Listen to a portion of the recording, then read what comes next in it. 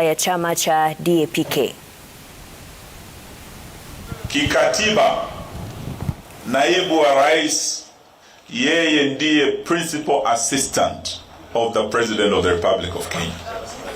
Yeye tena is the principal advisor of the President of the Republic of Kenya.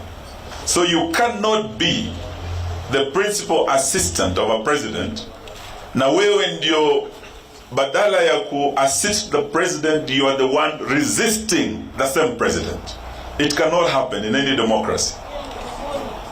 Sababu, when the president set out to unite this country and he's talking about the unity of the nation, yesterday we had the language of division,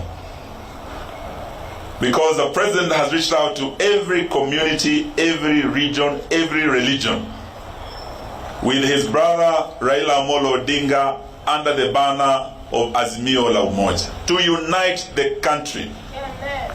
Yesterday we had his deputy talking about what divides the country into the hustler nation and the non-hustler nation.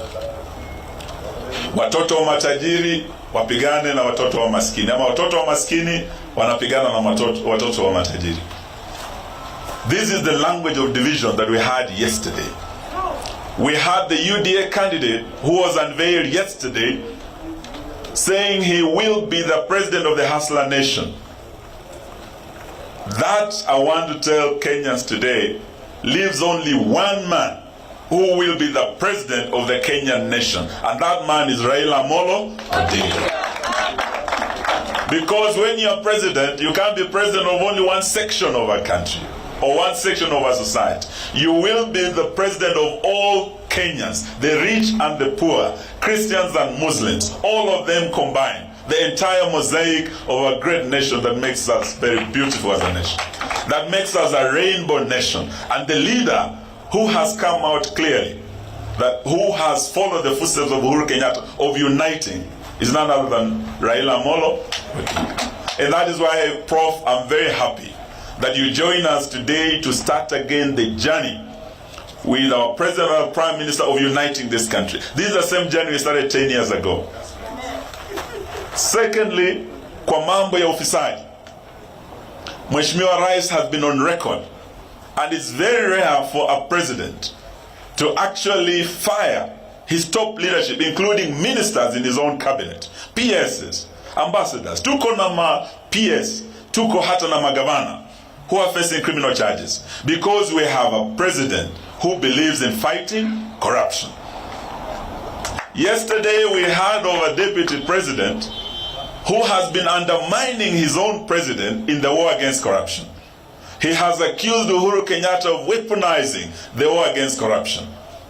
Winston Churchill once said, in times of war, truth is so precious that it must be escorted by a bodyguard of lies. But may I say, in times of politics, such as now, in fact, truth is so rare that it must be guarded by a few bodyguards of truth.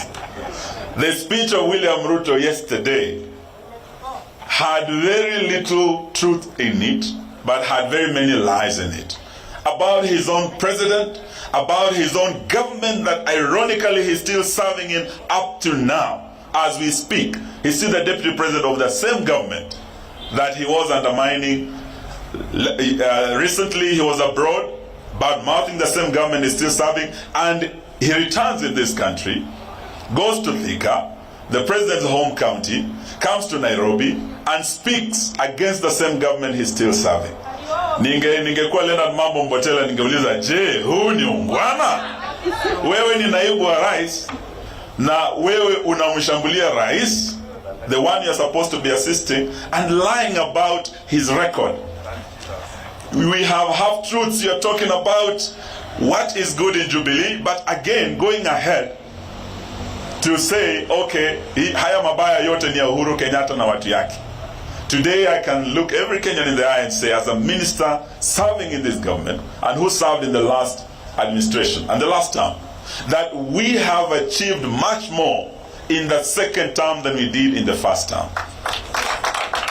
That the handshake between President Uhuru Kenyatta and Raila Odinga was not a hindrance, did not curtail the Big Four agenda. In fact, it was the biggest enabler of the Big Four agenda. And may I repeat this again? The handshake is an enabler, not a hindrance of the Big Four agenda. Tunapoongea hivi sasa, we have completed over 50 new hospitals in this second term. Barabara tulizojenga, over 10,000 kilometers of road, over 700 kilometers of rail. Over 150 TTIs have been completed in this second term chini ya uongozi wa Uhuru Kenyatta. But what happens? The president had a deputy who deserted him. Now, how do we have the same deserter who defied the same president now defaming the same president? May I say to you, fellow Kenyans, I think we have reached what I may call a political terra incognita. Hatujawahi ona mambo kama haya kwa historia ya Kenya. We are not in very familiar territory. In fact, we are on unchapted waters, where we have a deputy president who has refused to resign, who has defied his president, and who is now defaming the same president. Lakini haya ni mambo tunaachia wa Kenya wenyewe watajionea. They will know what is the truth and what is not. Mwisho tutaka tuseme ya kwamba kwa huu uchaguzi, the choice is very clear. It's as clear as night and day. We are going to choose unity or division. And I believe many Kenyans will choose unity over division. And we are also going to choose between people who believe in devolution and an equal, inclusive, equitable Kenya, and people who do not believe in devolution. I listened to the entire speech of the Deputy President yesterday, and I challenge every Kenyan to go through that speech and tell me if the word devolution appeared anywhere in William Ruto's speech. Well, did Ruto talk about devolution? The president and the prime minister are talking about devolution. Ruto is talking about bottom up. The president and the prime minister are talking about fighting corruption, institutionalizing the war against corruption. William Ruto is talking about ethnicizing and politicizing the war against corruption. In fact, what we are saying is that if it happened by coincidence that all those who have been in scandals in Kenya are in your corner, you will be, actually, when you're talking about state capture, if you had Alibaba and 40 thieves in one corner, can that same Alibaba fight corruption? Alibaba will be busy defending his friends, his gang of 40 thieves. He will not fight corruption. Because the only way the war against corruption will be won is if we institutionalize the war. If you stop saying, oh, KRA is targeting my supporters, DCI is targeting my community, there's no way we are going to win the war against corruption. Because when you look at the same William Ruto, throughout this administration, he has been the one attacking the same institutions. Anaingilia Kinoti, anaingilia Haji, anaingilia wale wa EACC, and in the process eroding public confidence in our institutions. Lastly, I want to say that elections are a few days to go. We have had the same group again starting to attack IEBC. What I want to urge Kenyans, IEBC needs our support. And leaders should tame their tongues. When we start eroding public confidence in IEBC now, we are courting disaster. This is what happened in 2007-2008. When Kenyans lost faith in their institutions, the IEBC, the judiciary, they went to the streets. So let us not bastardize our institutions, let us strengthen our institutions. And I agree with what President Obama once said, that in fact what Africa and what Kenya needs are not strong men, but strong institutions. Sitaki niseme kuliko hapo, nataka niwaombe Wakenya wenzangu tujiandae kutembea hii safari pamoja, na dalili imeonekana tayari. On one side, the entire Kenya has come together.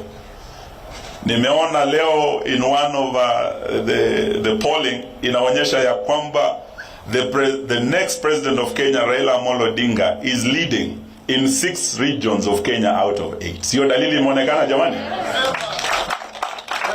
Ukiangalia tukiwa pale KICC, we have over 30 counties supporting Raila Amolo Odinga. Tulikuwa na karibu magavana 30. Jana there were very few governors. Sijui kama mliona, walifika 10 kweli. So we want to say to Kenyans, imeonekana wazi serikali ijayo itakuwa upande gani.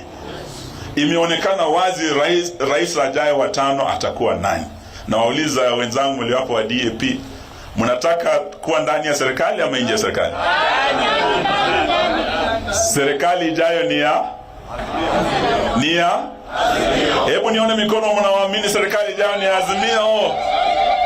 Rais wa 5 ajaye ni nani? Raila Amolo Odinga. Rudia tena wasikie. Raila Amolo Odinga. Asanteni, Mungu awabariki.